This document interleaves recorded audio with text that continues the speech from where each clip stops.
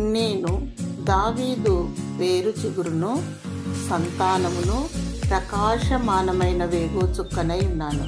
ప్రకటన గ్రంథము 22వ అధ్యాయము 16వ వచనం.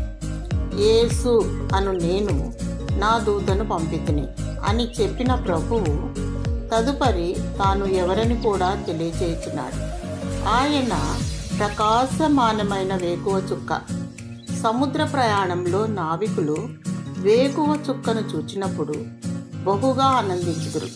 ముఖ్యముగా కటిక చీకటి, పెను తుఫాను వాతావరణంలో వేకువ చుక్క గొప్ప నిరీక్షణాస్పదముగా నుండును. నేడును క్రీస్తు మన జీవితంలో వేకువ చుక్కగా ఉన్నాడు. ఆయన మన హృదయమందలి కటిక చీకటిని తొలగించి పరలోకపు వెలుగును ప్రసాదించుచున్నాడు. సృష్టి ప్రారంభములో వెలుగు కలుగునుగాక అని సెలవీయగా వెలుగు కలిగెను. అది అంధకారంలో నుండి వెలుగు ప్రకాశించునుగాక అని పలికిన దేవుడే తన మహిమను గూర్చిన జ్ఞానము యేసుక్రీస్తునందు వెల్లడిపరచుటకు మీ హృదయములలో ప్రకాశించెను. దేవుడు నిన్ను ప్రేమించి విశ్వాస యాత్రలో విజయమిచ్చునుగాక. ఆమేన్.